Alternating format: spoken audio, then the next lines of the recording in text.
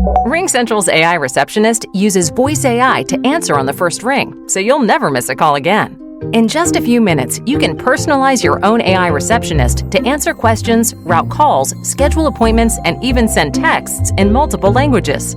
Plus, it's easy to scale. Create unlimited AI receptionists across any phone system. It's all powered by one reliable platform for effortless AI communications. See for yourself at ringcentral.com. RingCentral, voice of your business. Welcome to CJ Moneyway Media, a storytelling platform built brick by brick, where conversations become lessons and experiences become perspective. This is the mindset of a panther, moving with patience, discipline, and purpose. From podcasts to books to media storytelling, CJ Moneyway brings voices, journeys, and real conversations to the forefront. You're now listening to the CJ Moneyway Show. What's up, my good people? Welcome to the CJ Moneyway Show in association with Believe Network, where we bring you inspiring stories from leaders, creatives, and change makers who help us navigate life challenges with resilience and joy. I'm your host, CJ Moneyway, and today's episode is about creativity, personal growth, and embracing change. Our guest today is Susan Hensley, a transformational coach, speaker, and author of the book, Art for Your Sanity, How Art Journaling Can Help You Manage Chaos and Unleash Joy. After decades of experience as a corporate executive and leadership coach, Susan discovered the power of art journaling during one of the most challenging transitions of her life. Now she's on a mission to help others navigate life transitions with creativity, playfulness, and being authentic. Susan, welcome to the CJ Moneyway Show. It's a pleasure to have you on today. Oh, CJ, it's great to be here. Thank you for having me. I appreciate it. Yeah, so like I say, Susan, I appreciate you taking the time out to come on the CJ Moneyway Show. So, Susan, you spent decades as a corporate executive and leadership coach before finding your way to art journaling. Can you share a bit about that journey, what led you to discover that practice, and how did it transform your life? So I can honestly say it completely transformed my life. Now, it wasn't overnight, right? And I discovered it by accident. About 7 years ago now, I'm working and it was in the office back in the day when everyone went into the office, 5 days a week, and talking to some coworkers. And one of the women has a really nice side hustle as an artist. She's a legitimately good artist. She creates art and sells art. And there were a few of us standing around saying, it's pretty typical, like, I have no artistic skills. And I don't in the traditional sense. Mm-hmm. And so she's like, hey, I'll have a few of you over a couple hours on a Saturday, maybe do some wine, cheese, and crackers. I'll teach you a little bit, right? It'll be fun, low key. So I go on this Saturday and she's teaching, sort of about the color wheel. We're at a table, we've got all these paints and collage, and I'm sort of off to the side listening, but like, oh my God, I haven't had like paints and stuff. I'm sitting there messing around and I make a mess, right? It's just, I've got this soggy piece of paper by the end. I'm not sure. I think she was trying to teach the color wheel or something like that. And I have this big like splotch that I didn't quite let dry, sort of brownish, but I love it. It was like the 2 hours flew by and I thought, wow. So in my professional sense at that time, I was working human resources, really helping people in their careers. I was doing a lot of executive coaching and career coaching. And I always told people, and, really good coaches do this, look for the things that light you up, right? Whether you call it a glimmer of joy or just something that gives you a little spark, and pay attention. It doesn't mean it's the next career. It doesn't mean this or that, but start to pay attention about those things that like really catch your attention and make you feel great. And that's what playing with this art did. I actually took that soggy piece of paper home, hung it on the refrigerator. I mean, this thing is not attractive. It's like a blob. My husband and son at home at the time were like, what's going on? What's the mess? And we still had some art supplies. So, it's one of those things like I forced myself to take my own advice. And we had some crayons. at home, and I just started to play. Sometimes I'd be in the kitchen, literally waiting for like the water to boil. And instead of just scrolling on my phone or multitasking, I would just doodle. I would draw something, scribble, and it sort of grew. I went to the kids section, got myself some glue sticks, all super inexpensive stuff. And I would play with art maybe about 10 minutes a day, right? Not a big commitment. And it wasn't ever about creating something. I mean, all this stuff was like a big splotchy mess or a collage, right? I love like the glue stick and the crayons. But what started to build over time, and this aligned with what I was doing in my corporate job, is I started to pay more and more attention to how I was feeling. I got really curious, like, why am I enjoying this? Like, it's a release, right? It's fun, makes me feel like a kid again, no pressure, right? And then about then the pandemic hit and locked in, work went crazy, was very worried about some people very close to me during that time. So there was a lot of caregiving. And I started to use the art journal, like process all my anxiety, like my fears, anger. Had a lot of anger at the time. I can't believe that, Susan. People, you don't always know what it is, but then all of a sudden you find yourself drawing these little screaming faces, and the little emoji and the screaming faces yelling like rage or shame. And I laugh about it now because it's a funny crayon drawing. At the time, so real. And then I just got really curious, like, what's going on here? Right. And as I started to research it, there's a lot of brain science out there that what was going on is I was getting out of like the left side of my brain that was analyzing where the worry, the logic was, over to the right side of my brain because I was playing. I was releasing my fears, if you will, and my emotions into something that was sort of holistic. And the art journal is just mine. It was private, right? I mean, I could save it. It was just a little notebook. I could throw it away. It didn't have to be anything other than for me. And the more I did it, and this has been going on now for about some years, the more I realized it was time to have a different career. It was time to sort of, as much as I loved the company and the people, that kind of job no longer fit me and what the kind of work I wanted to do, right? It really was me, not them. Yeah. And that happens, right, in life. We grow, and if we don't pay attention to those growth signals, if we're too afraid, and the art journaling, I would say, really encouraged me to take the leap. So to your first question, how has it changed me? Through doing it, I quit a job that I was planning. If you had asked me a couple of years before, I would have said, I'm going to be there another 5, 6, 7 years, right? I was just going to keep going. I changed my whole plan. I sort of jumped off the cliff and did part-time work here and there and consulting. And eventually I realized I was talking so much. And as I was coaching people talking about art journal, I thought I need to share this more broadly. And that's why I wrote the book, because I'm talking to people about it one-on-one, and it's like, no, I might as well share this, see if it helps anyone else. Susan, I'm going to be quite honest with you. I used to work at a job where we used to have to make boxes. It was a candy factory. And so, we used to have to put the boxes together for displays and things of that nature. And I could never do it. And so I used to tell them all the time, I say, I never was good in school with arts and crafts.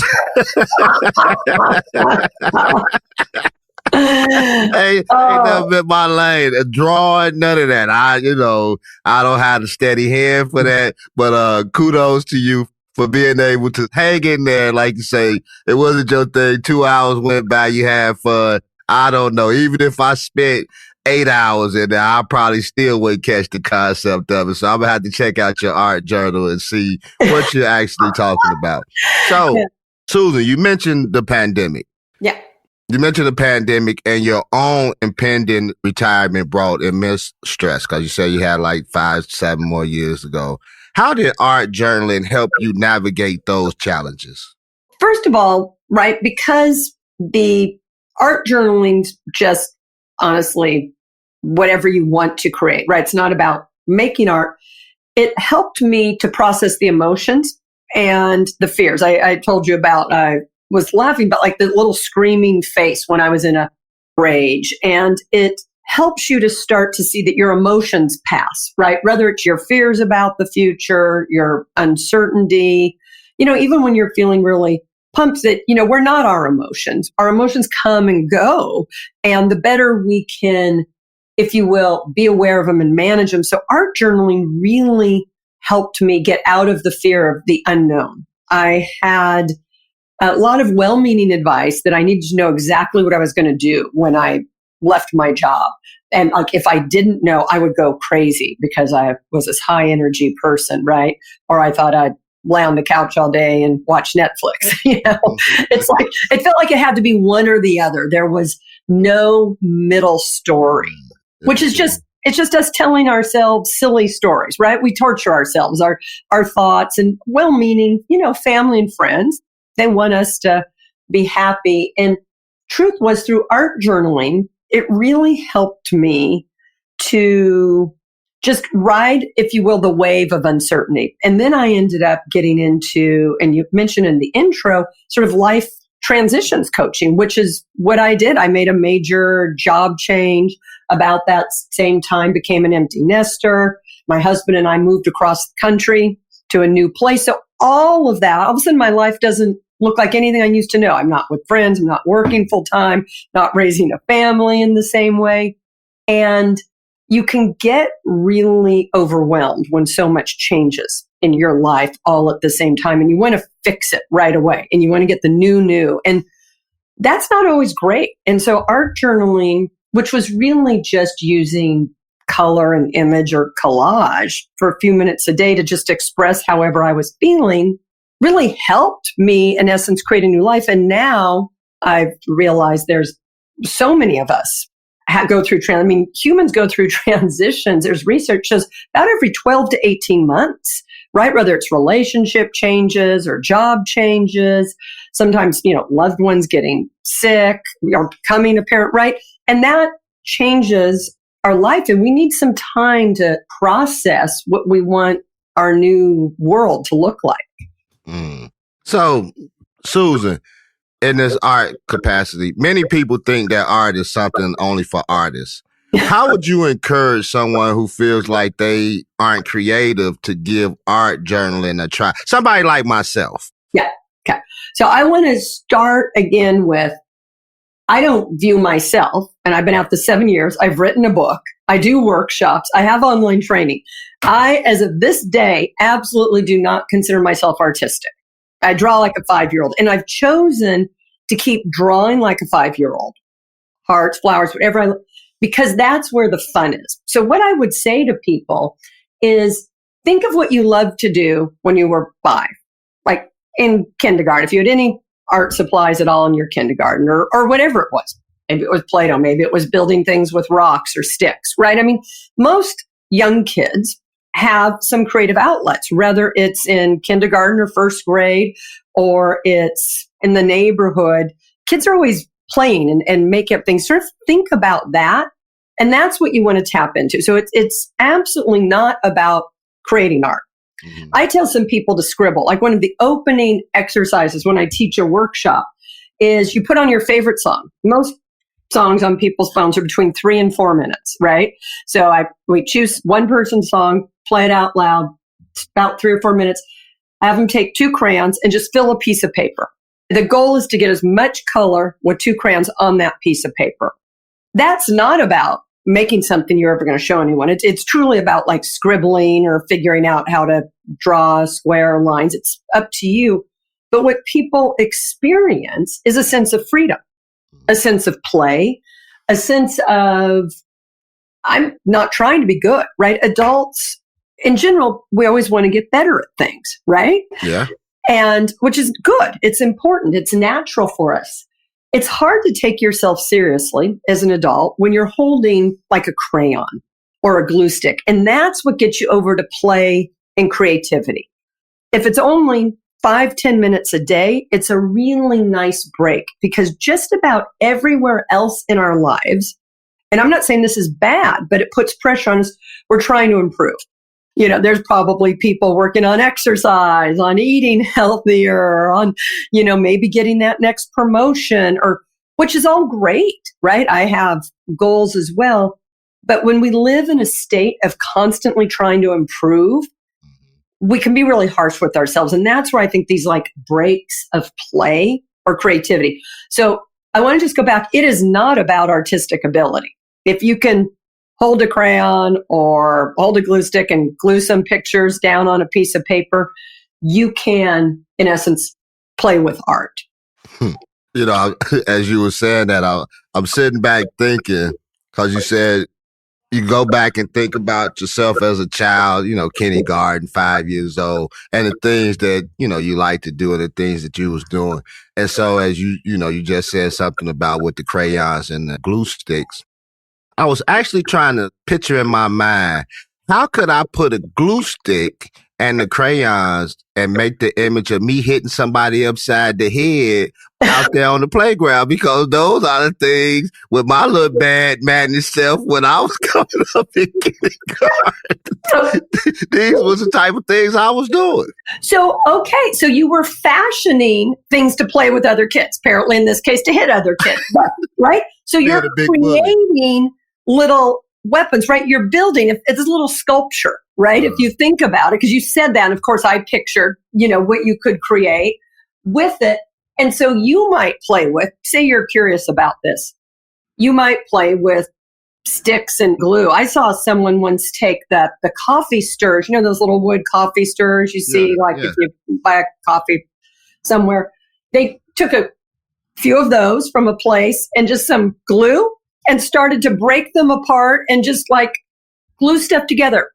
10 minutes. It was just play, right? I mean, I talk a lot about crayons and collage because if you want to keep it in a journal, but if you think about what you like to do, you may not go chase someone today, but it maybe that's where the fun lays. But what I loved about that, so I will say this, if you think of the image you just told us about, you shared, you would construct some and go chase some other kids around. You weren't thinking the very next day you were necessarily going to get better unless you wanted to be faster than the kid, right? You were just out for that moment having a good time. Mm-hmm. And that's where I think as adults, that constant need for self-improvement, even in our in many cases, recreation or things we play, we want to improve, can be really a good release from stress. It can be really mentally healthy to do it just for the sake of play. And when you think about your 5-year-old self, because you told the story, you had a big old smile on your face, right? That's what I was doing for real. Well, right. But what I love it was, and you lit up telling the story, right? Look at you. You're chuckling away right now. You love it. And that's the feeling I'm talking about tapping into, right? Okay. Yeah. You're not going to chase someone around, but you could find something that sort of gives you that playful feeling that you get curious about. So yeah, you did it. Yeah. You're still laughing about it. Because I keep having these visions in my head. Yeah. Hitting the kids upside the head, taking like little Oreo snacks, cookies, and all that type of stuff. I was the bully in elementary school. So, how funny. So, Susan, let's switch gears here a little bit. Let's talk about what we came here to talk about. Let's talk about your book, The Art for Your Sanity. Now, what inspired you to write this book, and what do you expect gainers to take away from it? Sure. Well, I decided I needed to write it because as I was coaching and working with people, I would explain it to them and say, this might really help you. And I watched people use it and get insights and enjoy it and make it their own. But that's very one-on-one, right? And the more I realized I was talking about it with anyone I was working with or with friends, or say I'm in the kids' art section of Walmart or Target getting myself some new crayons, I'm talking to other people in there, Other women are like, you have kids? I'm like, nope, this is mine. It's all for me. So, when you find yourself sharing, and I'm sharing not to show anyone my art, because once again, this isn't about an artist, it's to see if it helps them. That's the point. Very well meaning friends have said, you should write a book. It's an easier way to share it, right? Other than one-on-one and people I'm, either working with or accosting in the kids' art section. So that's when I decided to write the book. And if a person reads the book or gets the book or looks on any of my stuff, on my website has a free PDF, how to start. There's videos with exercises, right? There's lots of ways to think about it. But what the book does is about three things. It explains just the process. Like, what is art journal? It's not about creating art. You're thinking of its visual representation. It gets through my story and how I used it for major life transitions and really processing difficult emotions, taking risks, really tapping into that inner wisdom I believe we all have.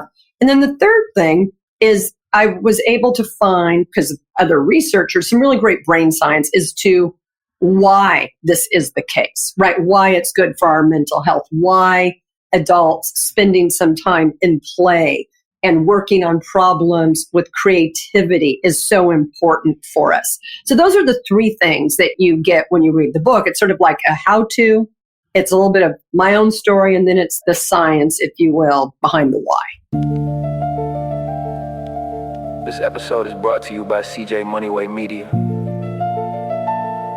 where podcast ideas become platforms. Through the Moneyway Lab Masterclass, CJ shares real lessons from the lab for creators building their voices brick by brick. From powerful guest conversations to storytelling that inspires growth. CJ Moneyway Media is about one thing, building legacy through stories. Learn more at cjmoneyway.com.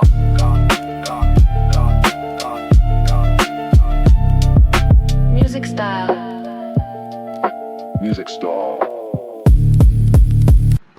Yeah, I like that. 3 points that you broke down. So, Susan, you also have other things that's connected with this.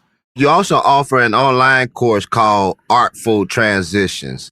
How does that course complement the book, and who could benefit most from it?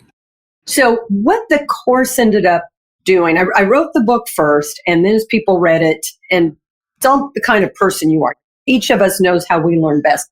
The course really goes deeper, and there's a workbook to sort of guide you through the process and some of the self-discovery. It gets you to look at how you're feeling when you're doing it, what kind of colors you're using and why, right?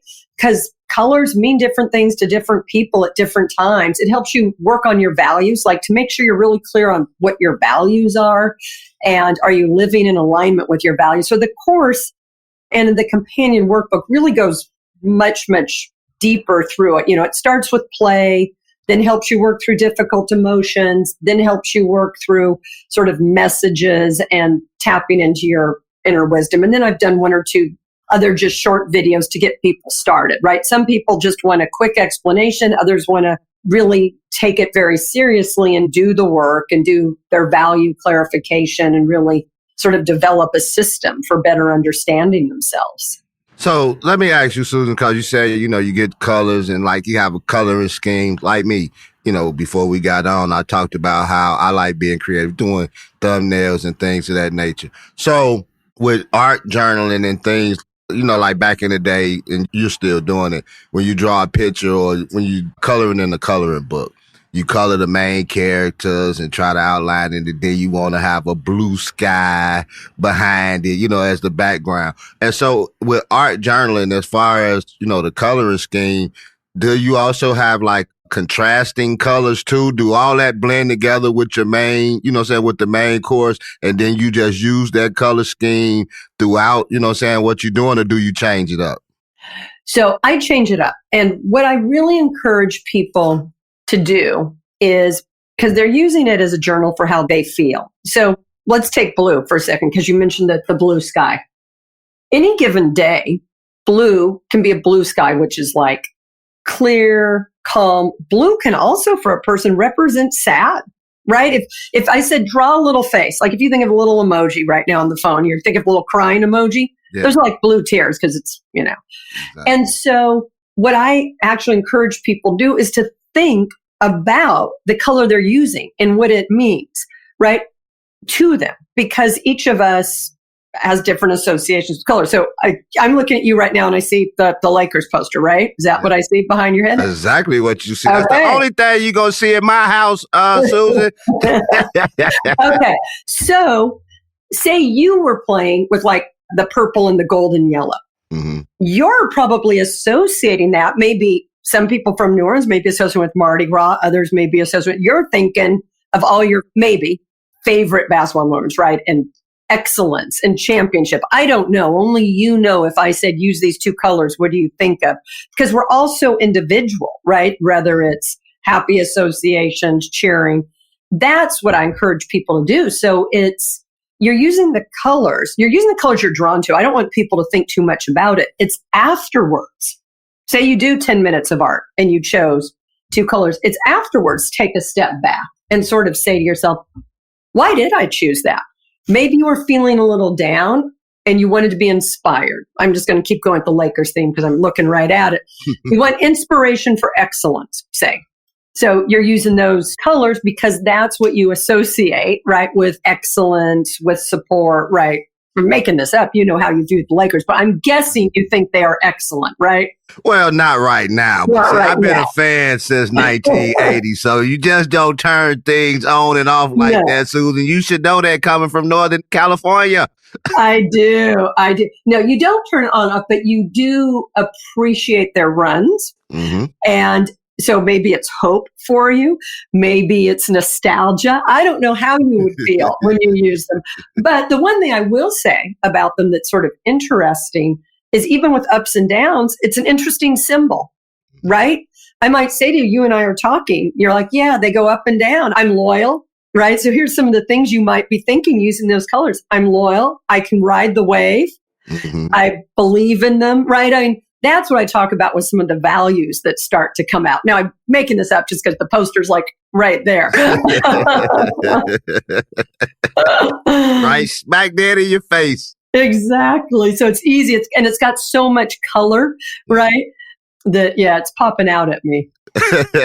Yes. I've been a Laker fan since 1980. I don't want to tell people my age, but, been there for a long time. Magic Johnson. So, and talking about Magic Johnson, life transitions. Yeah. Whether retirement, career changes, as you talked about earlier, or personal losses can leave people somewhat stuck or overwhelmed with their situation. How does creativity help people move forward during these uncertain times?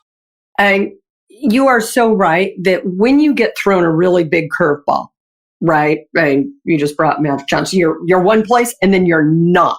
Mm-hmm. Your whole identity gone in that moment. And so much uncertainty, right, at the time about the implications.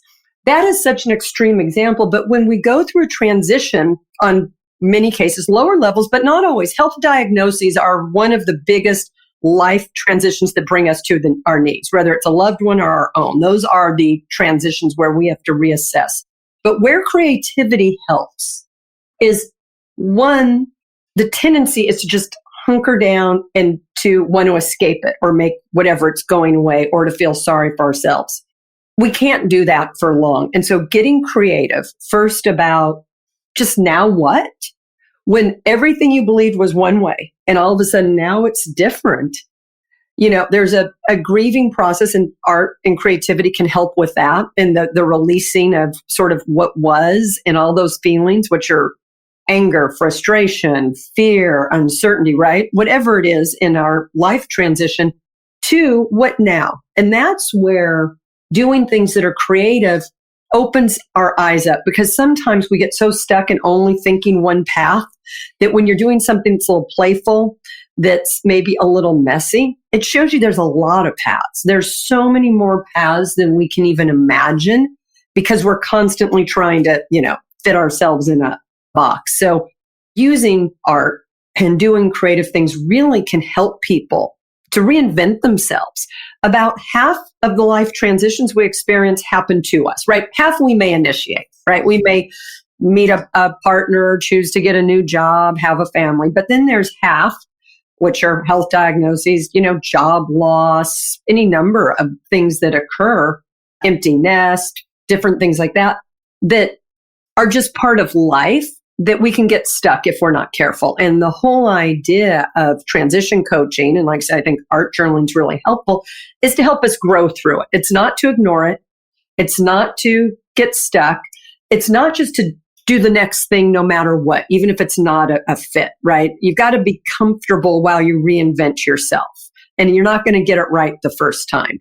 And that's, I think, where people need a lot of support, because you talk in a transition, there's the end of something that you have to process. There's the big messy middle, which is not straight.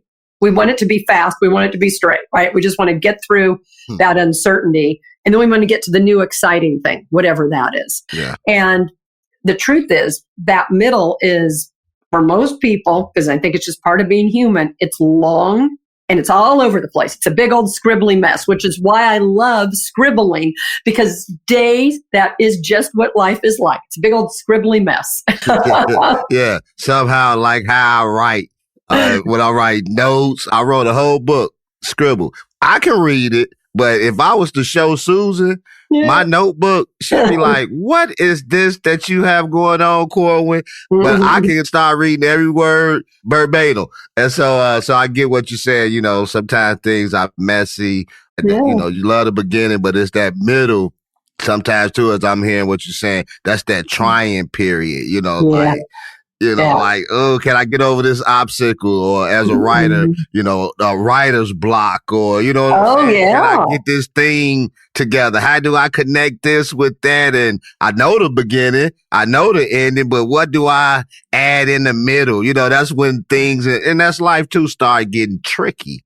Always. A little bit. No, it's that middle that's so uncomfortable where all the growth happens if you're willing to stick with it. And I think that's where sometimes working with a coach or working with someone's really helpful to keep you from getting stuck, and also not just jumping to the next thing. And, you know, if you don't build during that middle, that end you're trying to get to sometimes isn't a good fit, and you need to be, you know, careful. Mm-hmm. So, Susan, as we getting ready to close pretty soon, let me ask you a question. You bring a unique perspective, having years of experience in leadership and human resources. How do you blend creativity with traditional leadership coaching, and how can leaders benefit from incorporating creativity in their work? Yeah, I think it's more important than ever that leaders incorporate creativity, and for a few reasons, right? AI, right? All we're hearing about is AI, and it does amazing things. But that human creativity, the human being willing to look at things differently. And in business, every business needs to innovate because things are changing. You don't innovate because there's been a playbook already written, right? It's already been done. If there's an A, B, C, D, it's not new. Yeah. It's not fresh. Innovation is just another word almost for creativity, if you think of it. And so I think leaders are so challenged right now with all the generations in the workforce, the different expectations of different generations in the workforce. You can't just do things the way you were originally taught. You need to really sort of step to the side and think about, what does my team need? What does this organization need? And how can I look at things just a little different to get different changes? And that's where doing some creative exercises is really, really helpful. Because the more you just keep thinking, I have to do something different, you just are staying in that left side of your brain, just going over that same loop over and over. And you're not getting anywhere. You need to sort of get yourself out of it. I liken it to, and tell me if this has ever happened, I've heard lots of people say they get their best ideas in the shower, right? Have you ever heard? Okay, look at those arms go up. So let's think about why that is. Because in the shower, you're just feeling the water. You're in there to get clean, right? You're enjoying the water, whatever it is. Frees up your mind for just that period. You move out of that left brain that's just grinding. You go over to the experience you're having, right? Whether you like hot shower, cold shower, whatever, soap, smells. And all of a sudden, you've got that space to be creative because you're not grinding against it, right? It's so important I talk to people. Sometimes I actually have clients I work with stand up and take a step or two sideways when they're really stuck on a problem. It's like, just step out of this mode and step just a little bit sideways and see if something else comes to you. Can you imagine how to do this differently? Like where you're just sort of playing with imagination. So I think, long answer, I think creativity is absolutely critical right now. It's as critical now as it's ever been between the technology changes that are happening and, the changes with consumers if you're running a business that, it's really important. And you don't get creative by telling yourself and beating yourself up, I need to be creative. You get creative by doing something fun and releasing your mind. That's the key thing. That's why the darn shower is so great, right? Yeah, I love the shower. That's why I get a lot of my thoughts from, like you say, a lot of things, just come to me in the shower. And for the record, I like hot showers, not scalding hot, but hot. I can't do cold. Yeah. And another thing too, Susan, I get ideas too, just riding to and from work with no radio, that's why I spend a lot of time and getting, a lot of ideas and trying to be creative on things that I'm trying to do as well. And, I agree with you too. You said something earlier.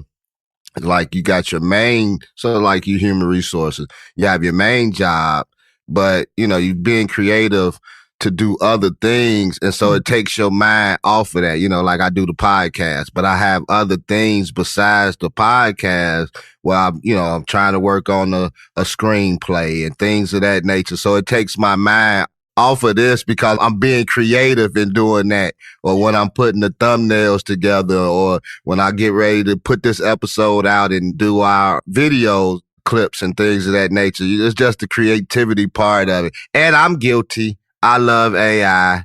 It generates everything you put in it that you want to come out of it. I'm guilty of that. Like I told you before, and I want to tell you a story. I'm not good at arts and crafts. Yeah. So I love AI. I think it's a terrific tool, right? I think it's the tool. We just don't want to outsource our creativity. But when you said the screenplay, so that's so interesting. What you're describing when you switch between different things is what's happening and what I'm, telling people to do with their brain. You get off one task and one thought. Your mind, magnificent. It's going to keep working it, but it's just going to work it in a different way. More holistic, more integrated, without what I call the stress or the deadline or the pressure. I agree with you. The drive or the commute for some people when they, listen to music is another great source where you're sort of allowing yourself to just process and observe and be. And that's where I think, when we give ourselves some space, we get pretty creative.